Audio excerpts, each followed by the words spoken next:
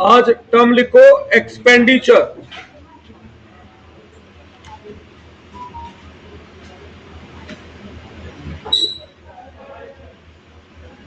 आज की हमारी टर्म है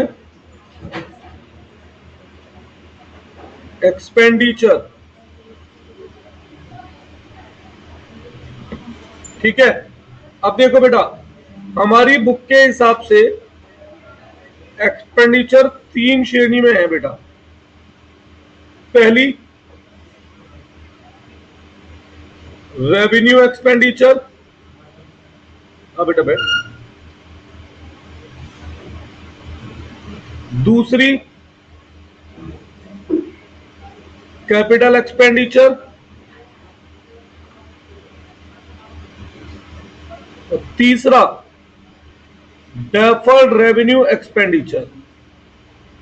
डेफर्ड रेवेन्यू एक्सपेंडिचर एक जगह और भी पढ़ाया था मैंने, ध्यान करना कहां। जब मैंने एसेट बताए थे तो वहां पर मैंने फिक्टिशियस एसेट बताए थे, है ना। तो deferred revenue expenditure fictitious assets ही होते हैं बेटा। अब बड़ा सरल शब्दों में समझाऊं बेटा, अगर आपको पहचान करनी है कि हम किसे कौन सा एक्सपेंडिचर कहें, तो देखो कैपिटल एक्सपेंडिचर हम उन चीजों को कहते हैं, ये पहचान की बात बता रहा हूं, बुक में ये डेफिनेशन नहीं है, डेफिनेशन में अलग लिखवाऊंगा। कोई भी चीज जो हमारे नॉन करंट एसेट को बढ़ा दे या नॉन करंट लायबिलिटी को कम कर दे। क्या मैंने नॉन करंट एसेट और नॉन करंट लायबिलिटी पढ़ा रखा है? तो उन्हें हम कहते हैं कैपिटल एक्सपेंडिचर। एक्सपेंडिचर मतलब हुआ पैसा जाना। एक्सपेंडिचर मतलब क्या हुआ? पैसा जाना। अब कोई भी ट्रांजैक्शन जो नॉन करंट एसेट या नॉन करंट लायबिलिटी पर इंपैक्ट ना डाले, कोई भी ट्रांजैक्शन जो नॉन करंट एसेट या नॉन करंट लायबिलिटी पे इंपैक्ट ना डाले, ऐसी ट्रांजैक्शन को क्या कहते हैं? Revenue expenditure. Doesn't affect. अब मैं एक एग्जांपल दे रहा हूं, कुछ पहचानना और बताना ये कैपिटल एक्सपेंडिचर है रेवेन्यू। मशीन परचेज कैपिटल क्यों? Salary paid to worker, advertisement expense. Advertisement से नॉन करंट एसेट पे कोई असर आता है? नॉन करंट लायबिलिटी में, तो ये क्या बनी? Revenue. Electricity bill paid, construction of building capital, payment to creditor,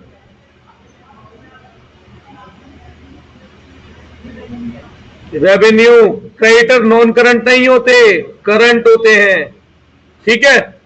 इसके अलावा repayment of loan from PNB,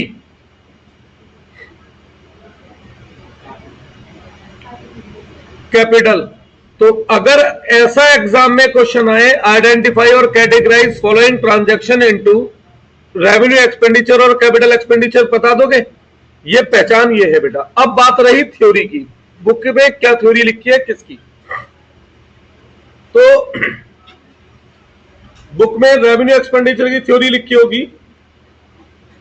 ये हमारे day to day business activity के ट्रांजैक्शन है। डे टू डे का मतलब मैंने क्या बताया था? हर रोज होने वाले, ये फ्रीक्वेंट इंटरवल पे बार बार होने वाले day to day business transaction related expense. तो जनरली जिसे आप सब लोग अब तक एक्सपेंस समझते आए हैं, वो सब क्या है? वो सब रेवेन्यू एक्सपेंडिचर है बेटा, ठीक है। और कैपिटल एक्सपेंडिचर क्या है? Payment comma which increase earning capacity. ध्यान से देखो, ये डेफिनेशन मैंने किसकी लिखवाई थी? Production capacity of business. ये एंट्री मैंने शायद नॉन करंट एसेट की लिखवाई थी, ये जो मैंने लाइन लिखवाई है, और यही लाइन में यहां लिख रहा हूं। क्यों? अभी अभी तो मैंने बताया बेटा, नॉन करंट एसेट ही हमारे क्या बन जाते हैं? Capital expenditure. सही है। एक बार बुकिश डेफिनेशन पढ़ो इन दोनों शब्दों की क्या है, फिर बुक से एक्स्ट्रा मुझे क्या पढ़ाना है वो मैं अभी आगे पढ़ाऊंगा।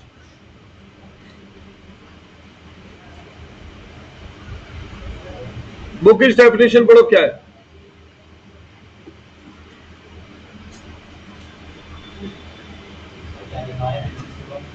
क्या? Day to day business transaction related, day to day business transaction related to expense लिख दिया मैंने तुम्हारी पहचान के लिए। पढ़ना है क्या लिखा है बेटा नव्या जी?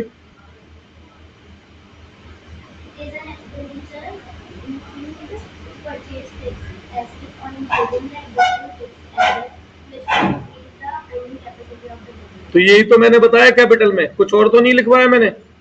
ठीक है, अब रेवेन्यू के लिए पढ़ो क्या लिखा है।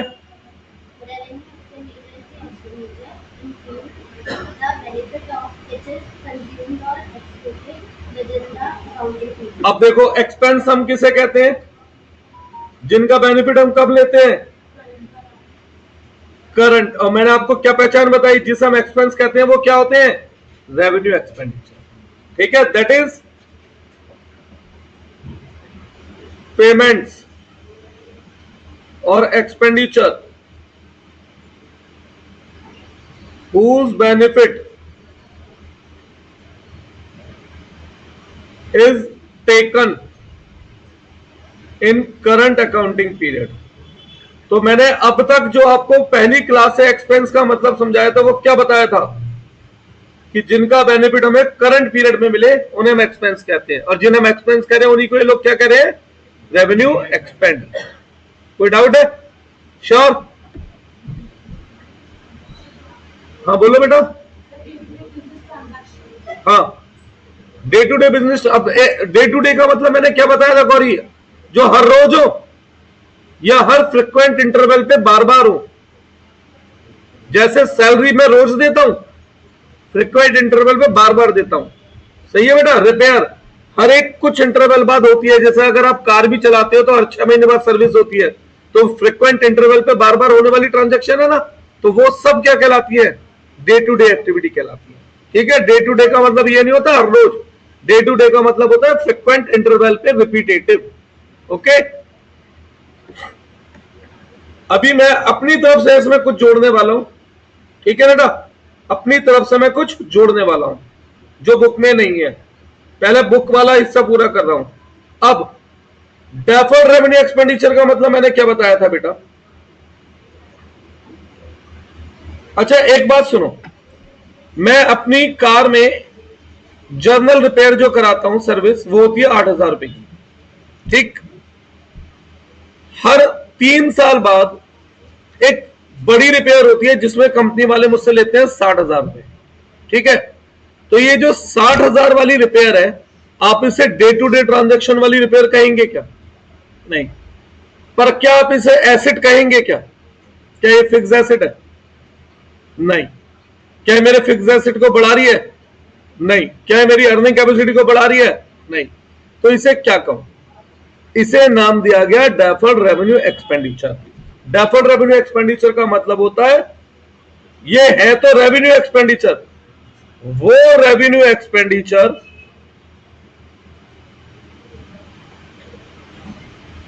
जिनका बेनिफिट 2 या 3 साल तक मिलता है।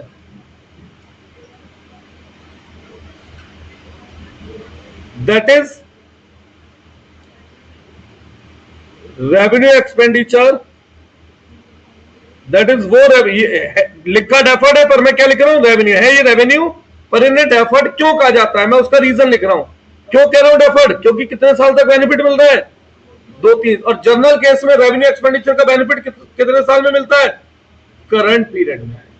ठीक है, और इनका बेनिफिट कितने साल तक मिल रहा है बेटा? 2-3 से। दैट इज वो रेवेन्यू एक्सपेंडिचर जिन्हें हम अकॉर्डिंग टू लॉ कानून की वजह से 2-3 साल में राइट ऑफ करते हैं। राइट ऑफ का मतलब है 2-3 साल में खर्चा मानते हैं, राइट ऑफ करते हैं, तो इन्हें कह दिया गया है डेफर्ड रेवेन्यू एक्सपेंडिचर। इसके मात्र 2 एग्जाम्पल बनेंगे पूरी बुक में बार बार। एक एडवर्टाइजमेंट एक्सपेंडिचर,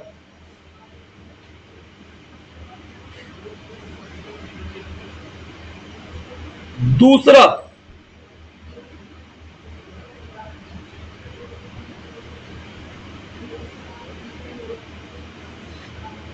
इसका तो ओवरहॉलिंग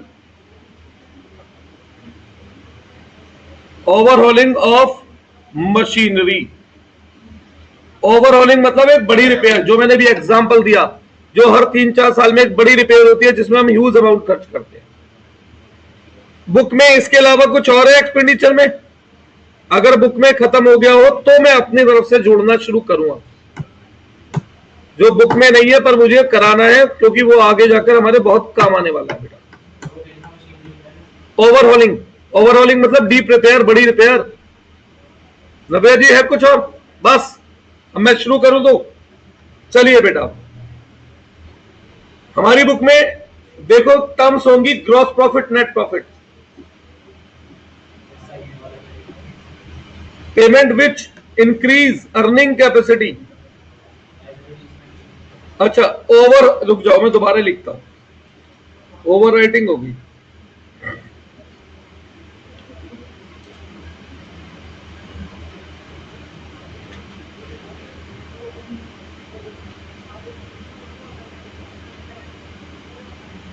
अब आ रही है समझ में ओवरहॉलिंग?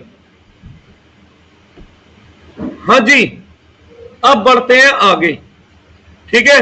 बुक से कुछ अलग भी इसमें मुझे जोड़ना है, इसलिए मैंने एक्सपेंडिचर को एंड में रखा था। देखो बेटा, अब ये जो रेवेन्यू एक्सपेंडिचर होता है ना बच्चों, ये फर्दर 2 तरीके का होता है। एक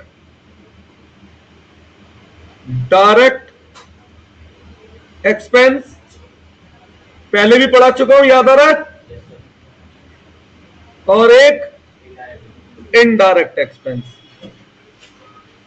आप लोग डायरेक्ट एक्सपेंस और इनडायरेक्ट एक्सपेंस से क्या मतलब समझते हैं?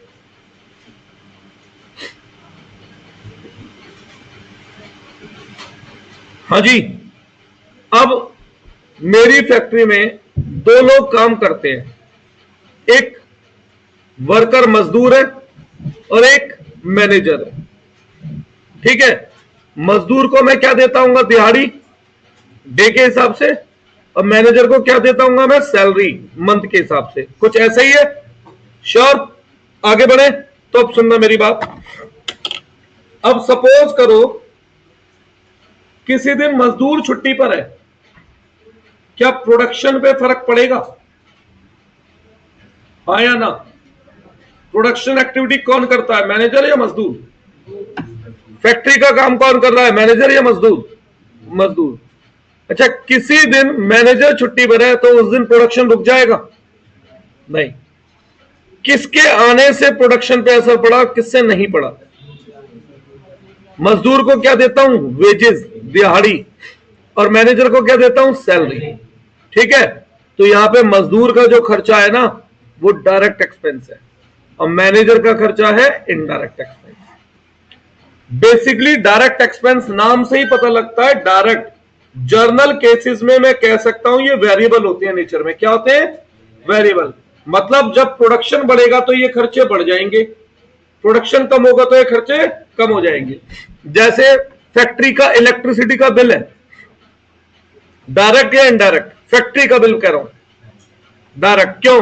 जब ज्यादा प्रोडक्शन करोगे तो ज्यादा बिजली फूकोगे तो बिल बढ़ जाएगा, कम प्रोडक्शन करोगे तो बिजली कम फूकेगी, क्या होगा? बिल कम हो जाएगा। सही है? श्योर? तो डायरेक्ट एक्सपेंस का मतलब होता है बेटा, direct expense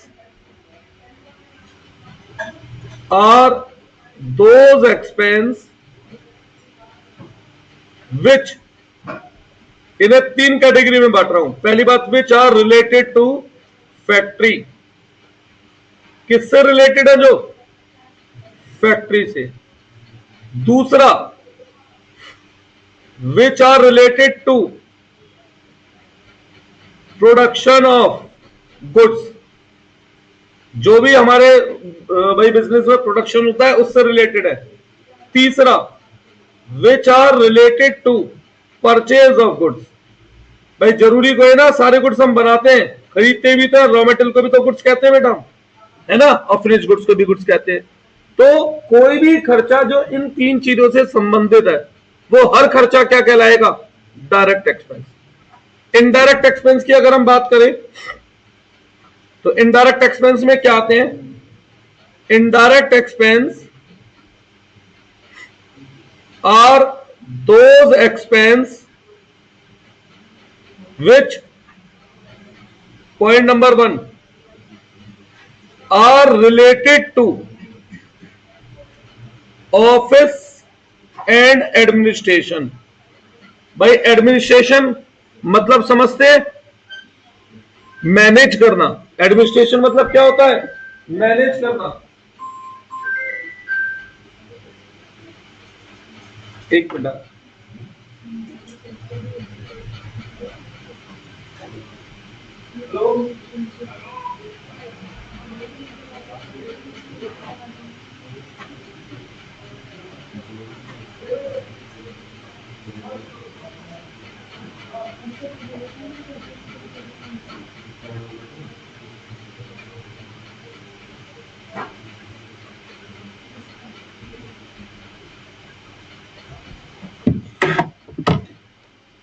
expense which are related to office or administration। second, expense which are related to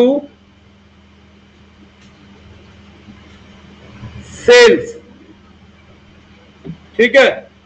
तीसरा, डेप्रिसिएशन एंड रिपेयर।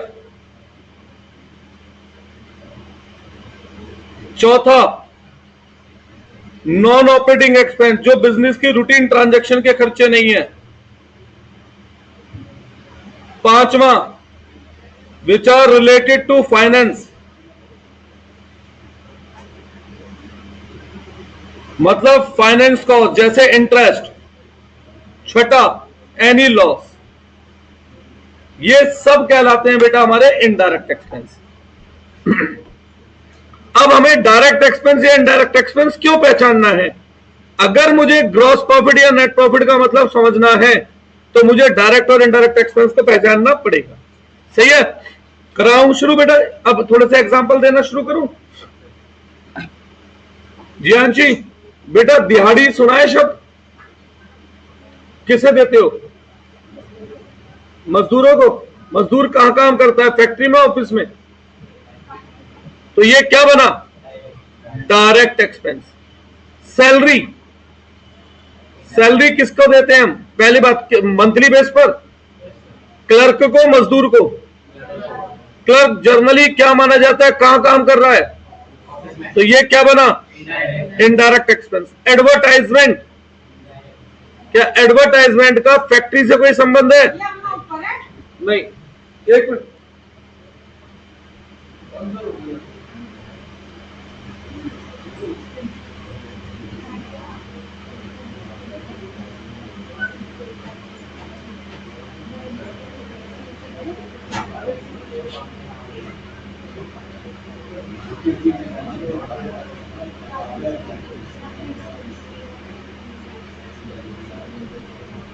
हाँ जी, क्या बोला मैंने लास्ट टाइम? एडवर्टाइजमेंट। क्या एडवर्टाइजमेंट का फैक्ट्री से कोई संबंध है? नहीं। प्रोडक्शन ऑफ गुड्स से कोई संबंध है? नहीं। परचेज ऑफ गुड्स से? नहीं। किससे संबंध है? सेल से। Which are related to sales. तो ये क्या बना? Indirect expense. कमीशन जर्नली किसे देते हो? सेल्स बॉय को। तो किससे रिलेटेड खर्चा मानू? सेल से। तो डायरेक्ट या indirect? Indirect. Discount allowed, discount कब देते हो? जब माल खरीदते हो, जब बेचते हो। तो किससे रिलेटेड एक्सपेंस है? तो ये कहां पर आएगा? इनडायरेक्ट। स्टेशनरी कहां यूज करते हो? फैक्ट्री या ऑफिस? तो ऑफिस से रिलेटेड है तो कहां आएगा? इनडायरेक्ट। डिस्काउंट रिसीव कब मिलता है? तो ये डायरेक्ट या इनडायरेक्ट? ये एक्सपेंस है ही नहीं बेटा, ये इनकम है। वही बात हुई ना, चिड़िया के साथ गाय उड़ गई। बीच में कभी कभी ऐसे क्वेश्चन आते हैं, रिदम खराब करते हैं। डिस्काउंट मिल रहा है तो एक्सपेंस है, इनकम है? इनकम। तो ये किस में आएगा? रेवेन्यू रिसीप्ट में आएगा। सही है ना? क्लियर है? और एग्जांपल देता हूं। पावर, पावर का कनेक्शन कहां होता है? फैक्ट्री या ऑफिस? फैक्ट्री में। तो ये किससे रिलेटेड खर्चा है? डायरेक्ट एक्सपेंस है। कोई डाउट है इसमें?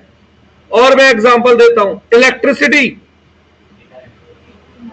कहां यूज होती है? इलेक्ट्रिसिटी ऑफिस में। तो किससे रिलेटेड खर्चा मानू? इनडायरेक्ट। ठीक है। फ्यूल, फ्यूल कहां यूज होगा बेसिकली? फैक्ट्री में। तो एक क्या बना? Direct expense. अच्छा, एक शब्द है रॉयल्टी पेड। ये शब्द है क्या? किस किस को इसका आइडिया है? रॉयल्टी बताओ। जब प्रोडक्शन में कुछ सोचो।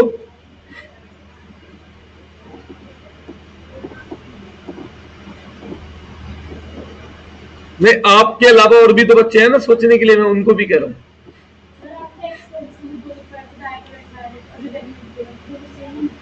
बेटा सेम है, बस क्या है, बुक वाले जब जैसे एक्टिव पैसिव वॉइस होती है, जब एक्सपेंडिचर के हिसाब से पढ़ा रहा हूं तो यहां मैंने ऐसे समझा दिया। और रेवेन्यू वो इनकम थी, रेवेन्यू फ्रॉम ऑपरेशन और अदर इनकम। और एक्सपेंस भी दो है, डायरेक्ट और इनडायरेक्ट। तो revenue from operation direct income थी, बाकी सब इनडायरेक्ट इनकम थी। ठीक है? हाँ जी, क्या होती है रॉयल्टी? कोई बताओ, याद दिलाओ, समझाओ जरा।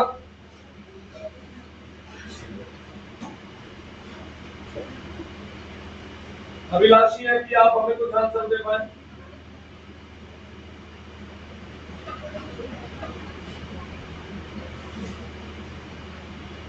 सर, मैं बीकानेर का नाम यूज करता हूं और प्रोडक्शन करता हूं, तो प्रोडक्शन में मुझे क्या देना पड़ेगा बीकानेर को?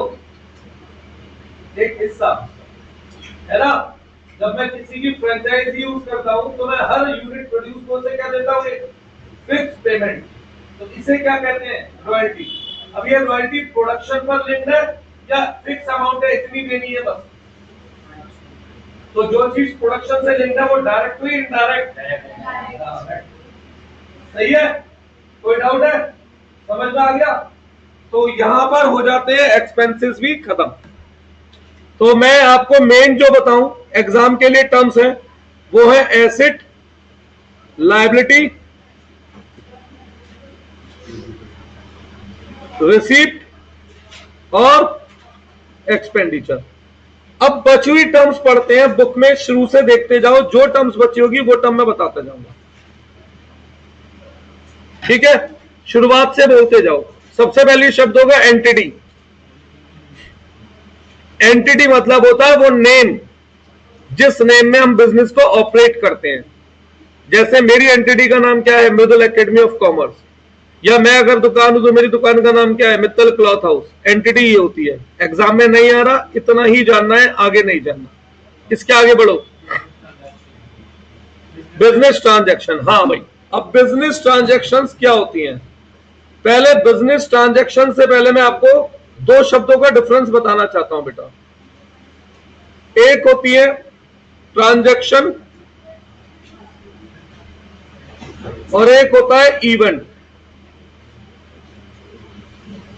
ठीक, इसके बाद हम बिजनेस ट्रांजैक्शन को पहचानेंगे। जानशी जी, पंखा लगा हुआ है, बिजनेस में क्या आ रहा है? कुछ आ रहा है? बिजनेस से क्या जा रहा है? कहां जा रहा है? ये तो जब लगाया था तब गया होगा। अब क्या जा रहा है?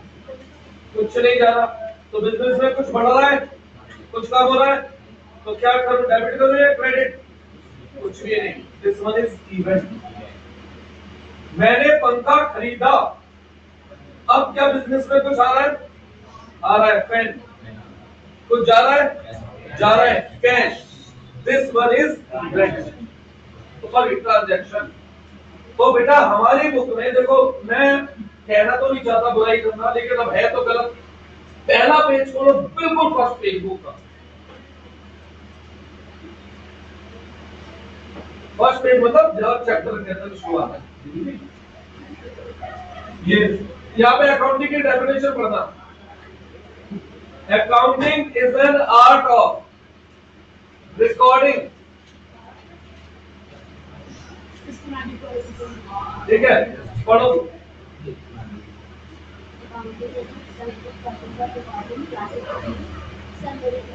Summarising, interpreting the financial transaction and connecting the result of to the future.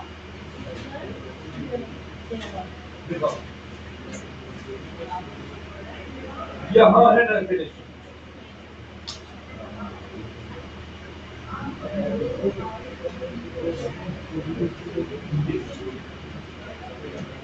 Accounting is an art of recording, classifying and summarizing in a significant manner and in terms of money, transaction and event। बेटा event तो record होते ही नहीं, वो तो जब खरीदे थे तब रिकॉर्ड ऑलरेडी हो चुके हैं। अब मैं दोबारा से पंखे को रिकॉर्ड करूंगा तो डबल बार पेन नहीं दिखाई देगा बुक में, ठीक है। तो कुछ चीजें बार बार मेरे को इसलिए बतानी पड़ती है, गड़बड़ है कि बाद में आके आपके दिमाग में कंफ्यूजन ना हो। अब एसी लगा हुआ है, इवेंट।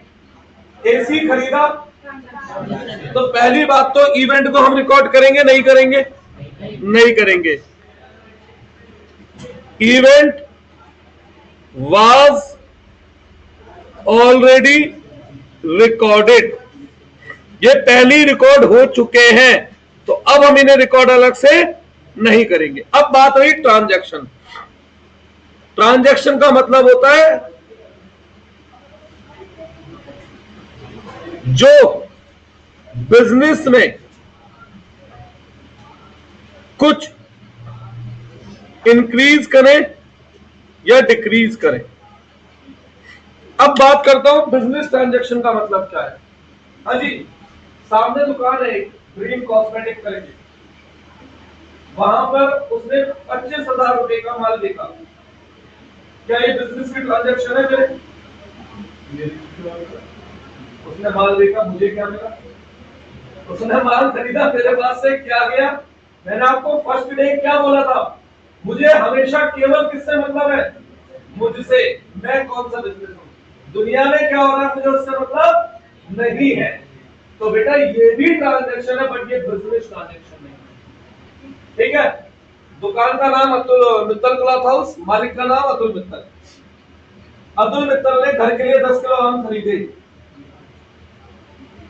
भाई पैसा जा रहा है, आम आ रहा है, पर क्या ये पैसा बिजनेस से जा रहा है? क्या ये आम बिजनेस में आ रहे हैं? तो भी ये बिजनेस ट्रांजैक्शन नहीं है। अतुल मित्तल ने दुकान के गल्ले से पैसे लेकर दे करके घर के लिए आम खरीदे। अब बिजनेस से कुछ कम हो रहा है? हो रहा है, क्या? कैश। कुछ बढ़ रहा है? बढ़ रही है, क्या? ड्राइंग। तो this one is business transaction. समझ में आ गया बिजनेस ट्रांजैक्शन का मतलब? ऐसी ट्रांजैक्शन जो बिजनेस के मॉनिटरी, ऐसी मॉनिटरी ट्रांजैक्शन जो बिजनेस को अफेक्ट करे, यानी जिसकी वजह से बिजनेस में या तो कोई चीज बढ़े या कोई चीज कम हो, उन्हें हम क्या कहते हैं? ट्रांजैक्शन, ठीक है। एग्जाम में लिखने को नहीं आएगी, आपको खुद को पता होनी चाहिए। आगे बढ़ो, अगली टर्म जिसकी जरूरत होगी मैं वहां रुकूंगा। अकाउंट, अकाउंट अभी नहीं सीख पाओगे, चैप्टर 9 में सीखोगे। लेजर, जब इंडिविजुअल हर एक आइटम्स के लिए हम एक सेपरेट अलग से लेजर बनाते हैं, जिसे हम क्लासिफाई पढ़ा था ना अभी डेफिनेशन वर्ड, वहां सीखोगे। तो ये डेफिनेशन भी एग्जाम में नहीं आ सकती, क्योंकि अभी हम सीख ही नहीं सकते। आगे बढ़ो, प्रॉफिट आ गया सीधा, कैपिटल तो मैं पढ़ा चुका हूं, आगे बढ़ो।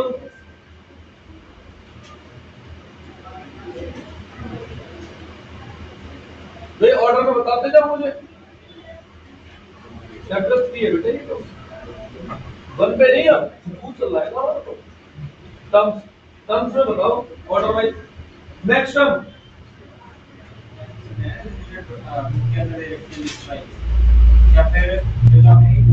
नहीं नहीं, जो भी बुक में आती है सब बोलते जाओ। अब मेरे को देखना है कोई छूट गया तो वो बता चुका हूँ। लाइब्रेरी बता चुका हूँ, रेवेन्यू बता चुका हूँ, इनकम बता चुका हूँ। इनकम, हाँ बेटा, यहाँ पे मैं आपको एक बात क्लियर करता हूँ। देखो, आपकी बुक के हिसाब से इनकम का मतलब होता है, ये बुक के हिसाब से बता रहा हूं मैं, इनकम का मतलब होता है excess of revenue over expense. That is, आपकी बुक इनकम को क्या मानती है? प्रॉफिट मानती है। क्या मानती है? प्रॉफिट। तो अगर आपको ऐसा मानना हो तो आप स्कूल में लिख दो, मुझे इससे कोई फर्क नहीं है। बाकी एग्जाम में डेफिनेशन आती नहीं है, पर मेरे हिसाब से ये डेफिनेशन गलत है। मैंने एक एग्जांपल दिया था, शाहरुख खान की एक मूवी आई थी जीरो, उसने 200 करोड़ रुपए कमाए थे, तो उस पिक्चर को लोग फ्लॉप क्यों कहते हैं भाई?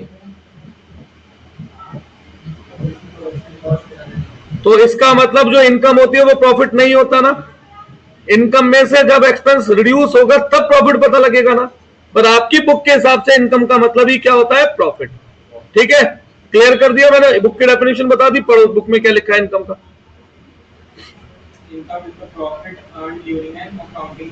तो यही लिखा है ना, इनकम का मतलब प्रॉफिट। आगे बढ़ो। It is excess of revenue over expense. ठीक है, बता दिया। ये बुक के हिसाब से डेफिनेशन है, मेरे हिसाब से इनकम जिसे हमने रेवेन्यू पढ़ा था वो होती है। आगे बढ़ते हैं, चलो अगली टर्म बोलो, प्रॉफिट। अब ध्यान से सुनो, यहां पर देखो बेटा, दो शब्द होते हैं, एक होता है प्रॉफिट और एक होता है गेन। आपके हिसाब से प्रॉफिट और gain are the similar term और डिफर टर्म?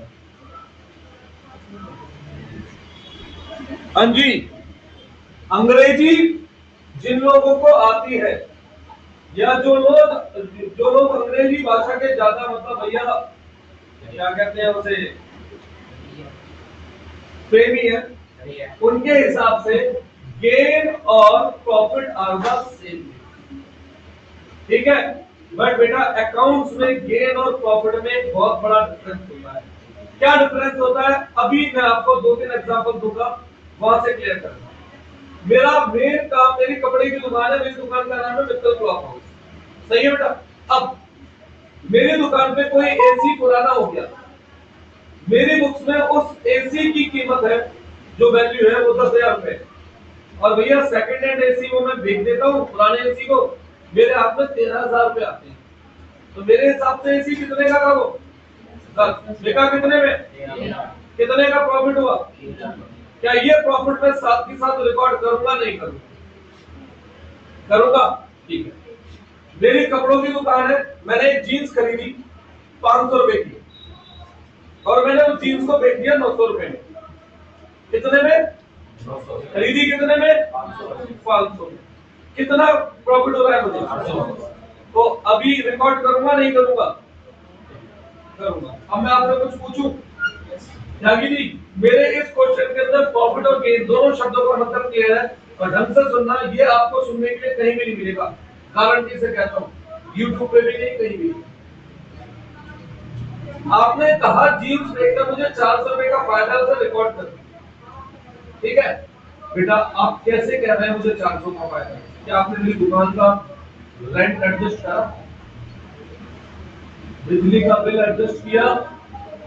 नहीं। वर्कर जो काम करते हैं उनकी तनख्वाह एडजस्ट की? नहीं।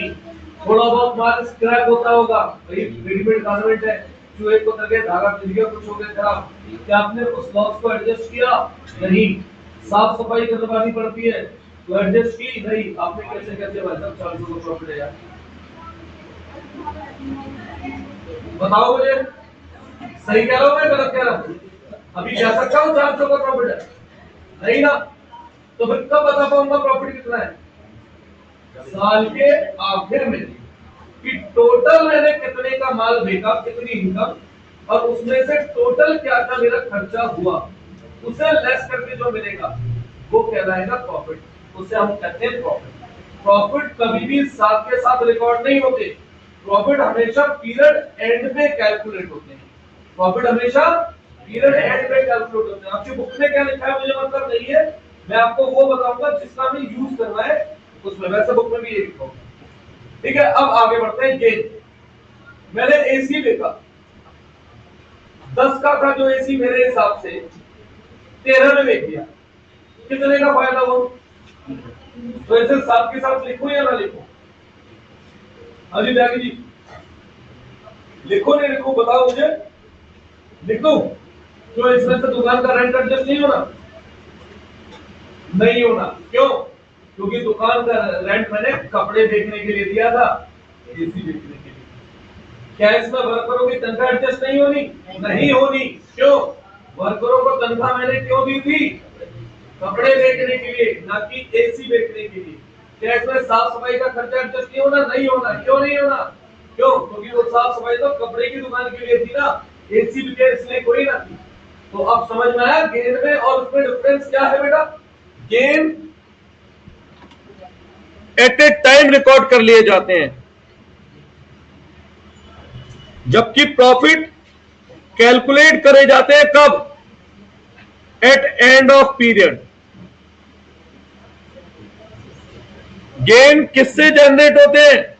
नॉन ऑपरेटिंग एक्टिविटी से, यानी कि जो बिजनेस का मेन काम नहीं है उस एक्टिविटी से जनरेट होते हैं।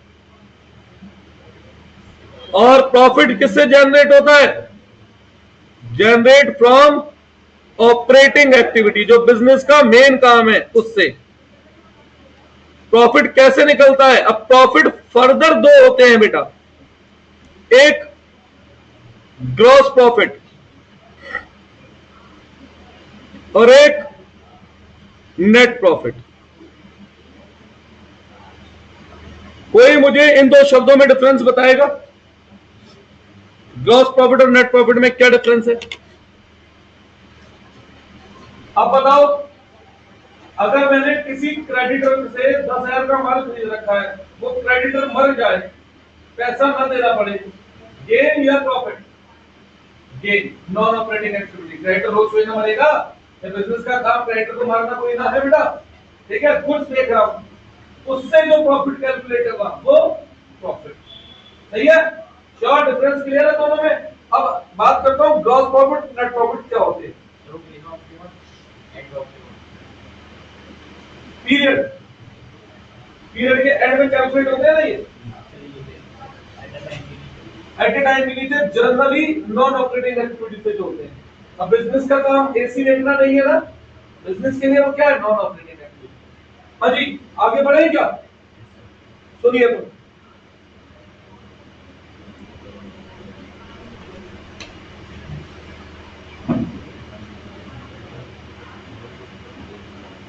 क्या बोला था? ग्रॉस प्रॉफिट और नेट प्रॉफिट, इनमें क्या डिफरेंस है? अच्छा, एक एग्जांपल लिखो इसे समझने से पहले। लिखो, रूम का रेंट 30,000 रुपए,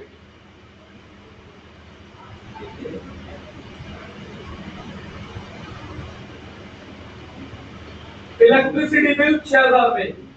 ज्ञानशी बेटा लिखो। अच्छा, लिख रही हो ऐसे? क्या है?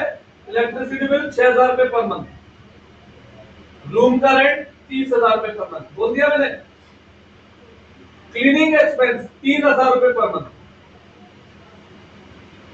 क्लीनिंग एक्सपेंस 3,000 रुपए पर मंथ। इसके आगे लिखो, फोटो कॉपी 500 रुपए पर स्टूडेंट, फीस 2,000 रुपए पर स्टूडेंट।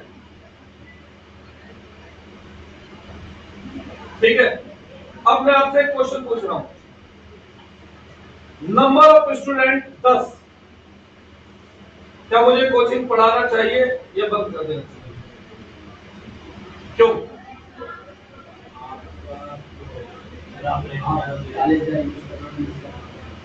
पहले बताओ मेरा टोटल एक्सपेंस कितना है?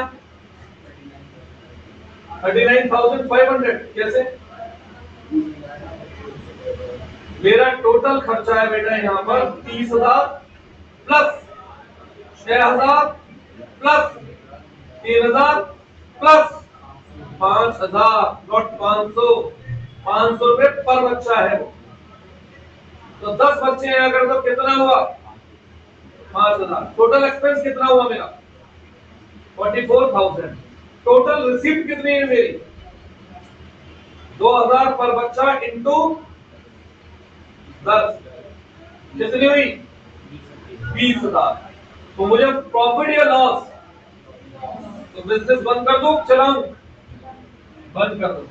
मैं बस आपसे एक क्वेश्चन पूछूं, ऐसा कोई बिजनेस बताओ जो खुलते ही प्रॉफिट देता है। बेटा मार्च के महीने में तो हम पे 10 ही बच्चे होते हैं, फिर अप्रैल में 12th में आ जाते हैं 70-80 बच्चे, फिर जुलाई तक धीरे धीरे करके क्या नाम है 50 बच्चे किस में आ जाते हैं? 11th में आ जाते हैं। तो अब बताओ जब मैं जैसे जैसे मैं अप्रैल में पहुंचूंगा मेरे यहाँ पर 90 बच्चे हो चुके होंगे, तो क्या मुझे लॉस होगा? तो बताओ मुझे मार्च के महीने को देख के ट्यूशन बंद कर देना चाहिए था। तो बेटा बिजनेस कंटिन्यू करना है या बंद करना है किस बात पर निर्भर करता है? ध्यान देना मेरी बात पर। मैंने आपको ऊपर 2 तरीके के एक्सपेंस बताए थे, डायरेक्ट और इनडायरेक्ट। डायरेक्ट एक्सपेंस मैंने क्या बताया था? नेचर में क्या होते हैं? Generally variable. और इनडायरेक्ट एक्सपेंस जनरली क्या होते हैं? फिक्स। अगर बिजनेस का डायरेक्ट एक्सपेंस कवर हो रहा है तो उसे वेट करना चाहिए। जैसे जैसे सेल या प्रोडक्शन बढ़ेगा वैसे वैसे लॉस प्रॉफिट में कन्वर्ट हो जाएगा। अगर बिजनेस का डायरेक्ट एक्सपेंस भी कवर नहीं हो रहा तो उसे बंद कर देना चाहिए। क्यों? कि जैसे जैसे आप सेल बढ़ाओगे उल्टा लॉस बढ़ेगा। जब आपका डायरेक्ट एक्सपेंस आपकी इनकम से ज्यादा हो तो आप कभी जीवन में प्रॉफिट नहीं कमा सकते। तो पहला होता है ग्रॉस प्रॉफिट। ग्रॉस प्रॉफिट हम कैसे निकालते हैं? रेवेन्यू फ्रॉम ऑपरेशन बताया था मैंने बेटा।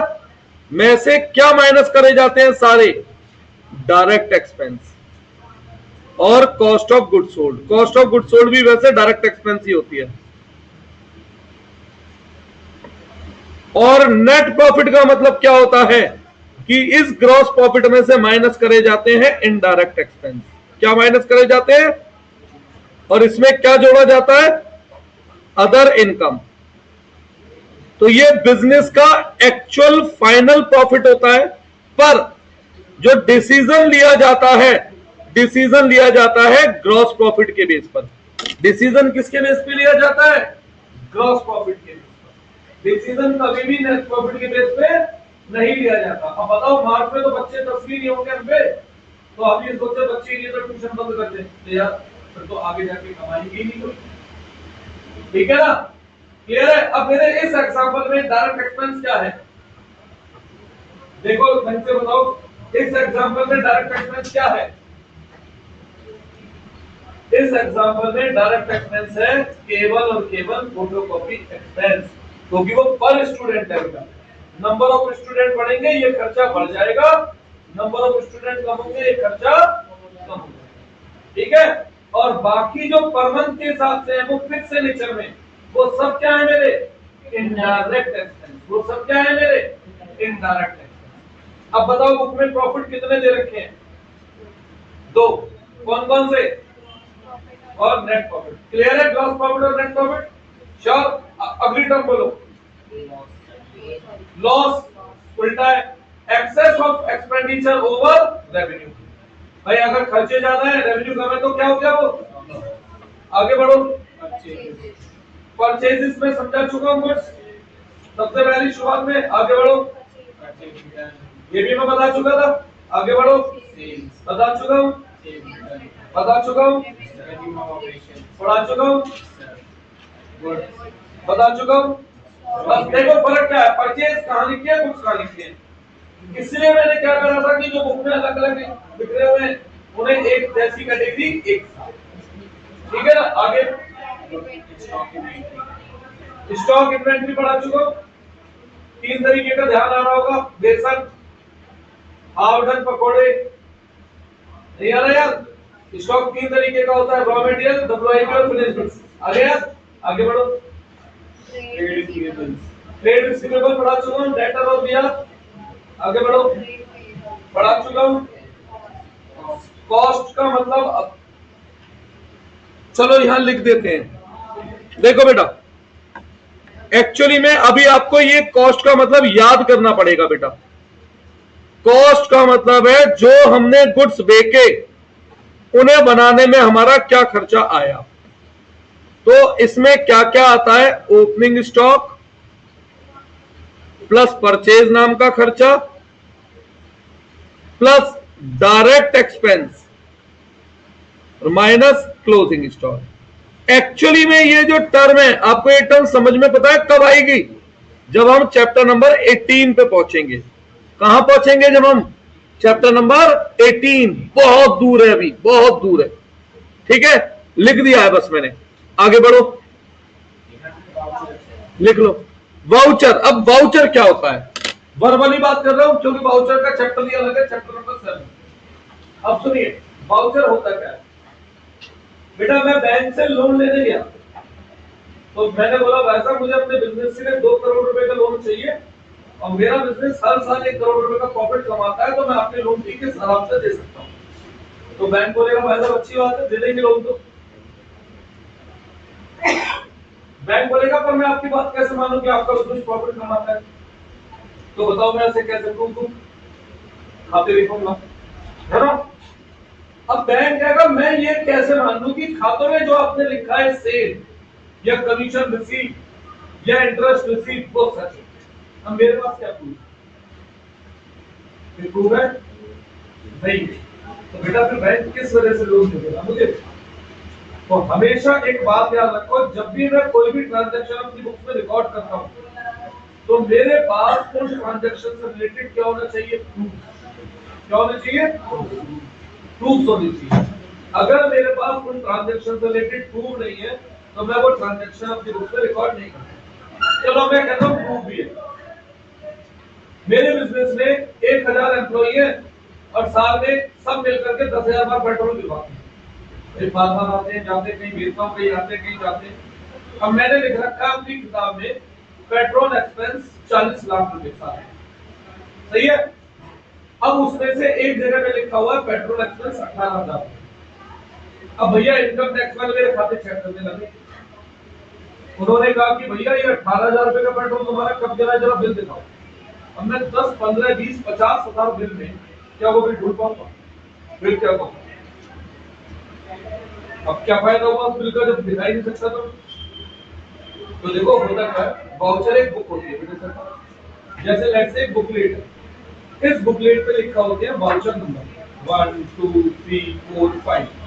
तो होता क्या है, जैसे भी मैं कोई ट्रांजैक्शन करूंगा उसका बिल आएगा। मैंने पेज नंबर 1 पे यहां पर स्टेपल कर दिया उसको। ठीक, कौन से पेज नंबर पे? Voucher number 1। जहां भी मैं ये ट्रांजैक्शन लिखूंगा वहां पर एक कॉलम बनेगा वाउचर नंबर। किसका? वहां पे नंबर लिख दूंगा 1। अब अगर कोई मुझसे प्रूफ मांगेगा तो मैं वाउचर की किताब उठाऊंगा, पेज नंबर बोलूंगा, पेज नंबर 1 पे बिल मिल जाएगा। ठीक है, दिस वन इज वाउचर। ये एविडेंस है इस चीज का कि जो भी मैंने ट्रांजैक्शन रिकॉर्ड किया वो ट्रांजैक्शन हुई। ये उसका क्या है? क्लियर है? अभी नहीं पूछेंगे ये, क्यों नहीं पूछेंगे स्कूल वाले? क्योंकि वाउचर का चैप्टर अलग है, चैप्टर नंबर 7। देखो जरा इंडेक्स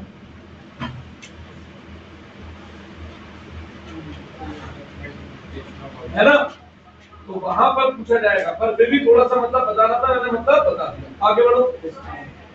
डिस्काउंट तो मैं बता चुका हूं। इनफैक्ट मैंने तो 3 डिस्काउंट बताए थे बुक में, 2 थे। आगे बढ़ो। बैड डेट बता चुका हूं। बैलेंस शीट, बेटा देखो बैलेंस शीट में बस मैं अभी एक लाइन बोल सकता हूँ, 18वें चैप्टर के बाद आएगी। बैलेंस शीट एक स्टेटमेंट है जिसमें लेफ्ट हैंड साइड पे लायबिलिटी होती है और राइट हैंड साइड पे एसेट। कुछ नहीं बता सकता, मतलब ही नहीं समझ में आएगा इसका, क्योंकि हमें पता ही नहीं है अभी बैलेंस शीट तक पहुंचने में अभी हमें बहुत कुछ पढ़ना है ना। आगे बढ़ो। बुक वैल्यू क्या होता है? ये एसी मार्केट में 50,000 रुपए का है या 5,000 रुपए का, ये बुक वैल्यू नहीं है। इस एसी की वैल्यू मैंने अपने रिकॉर्ड्स में क्या लिख रखी है उसे कहते हैं book value. Book value means value of asset recorded in the books of account. ठीक है, देखो क्या है, यही है कुछ और है? सेम है, आगे बढ़ो। अकाउंट्स और बुक्स ऑफ अकाउंट अभी नहीं बता सकते, आगे बढ़िए। क्रेडिट का मतलब मैं बता चुका हूं, इन्होंने तो बस क्रेडिट का मतलब क्या लिख दिया, लेफ्ट हैंड साइड या राइट हैंड साइड होता है अकाउंट। मैंने आपको इससे फार बेटर मीनिंग बता रखा है। क्रेडिट रिप्रेजेंट करता है इनकम बढ़ने को, क्रेडिट रिप्रेजेंट करता है लायबिलिटी बढ़ने को, क्रेडिट रिप्रेजेंट करता है एसेट कम होने को या एक्सपेंस कम होने को। ठीक है, आगे बढ़ो। डेबिट का भी सेम वैसे बता रखा है, आगे बढ़िए। डेप्रिसिएशन, ये क्या है डेप्रिसिएशन?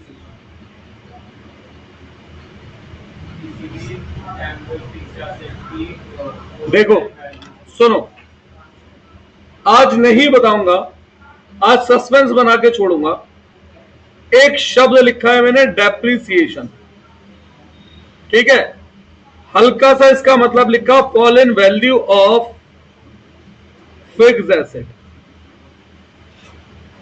फिर एक तो मुझे इसमें बताना है ड्यू टू व्हाट, किस वजह से, इसके बारे में बात करूंगा। दूसरा, फिर मैं आपसे इसी टर्म में नेक्स्ट क्लास में बात करूंगा कि डेप्रिसिएशन भी 3 तरीके की टर्म्स के साथ यूज होता है। कहीं पर इसे हम लिखते हैं डेप्रिसिएशन, कहीं पर हम इसे लिखेंगे अमोर्टाइजेशन। क्या लिखेंगे? अमोर्टाइजेशन। और कहीं पर हम इस वर्ड को लिखेंगे डिप्लीशन। तो ये मैं आपको अब आगे का अगली क्लास में पढ़ाऊंगा। ठीक है बेटा, चैप्टर बड़ा है, क्यों भाई? जनवरी पूरे साल जो हमें टर्म्स पढ़नी है, सारी टर्म्स एक जगह पर है, तो हल्का सा बड़ा तो चैप्टर उसने डायरेक्ट इनडायरेक्ट बताए थे? नहीं, मैंने बताया ना।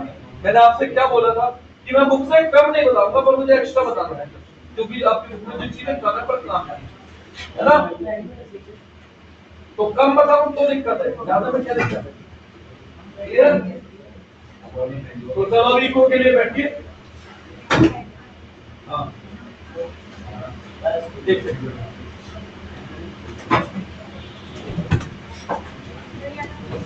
नमस्ते बेटा, बिल्कुल तो अब कैसे करेंगे? टाइम का नहीं कोई पूछ रहा। हाँ, अब इस संडे से इस बार टर्म का ही होगा, इस बार टर्म का ही होगा, लक्ष्य ना।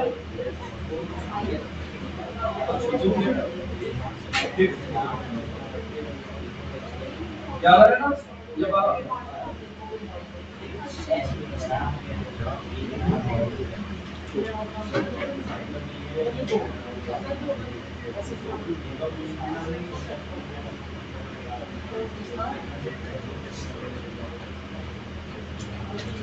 हाँ, बस आप कैसे करेंगे?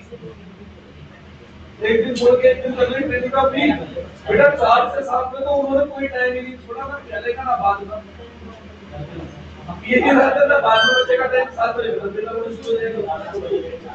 और 3 बजे बच्चे स्कूल जाते हैं तो 3 बजे आने तेरा शुरुआत से सबका देखा पड़ता है ना, कैसे करेंगे? एक दिन छोड़ के एक दिन कब तक की ट्रेनिंग है तेरी? अच्छा, स्पोर्ट्स से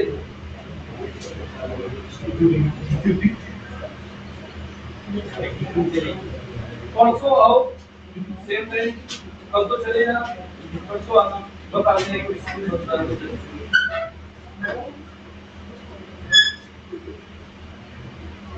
हाँ जी बेटा, इको में लास्ट क्या पढ़ाया था मैंने?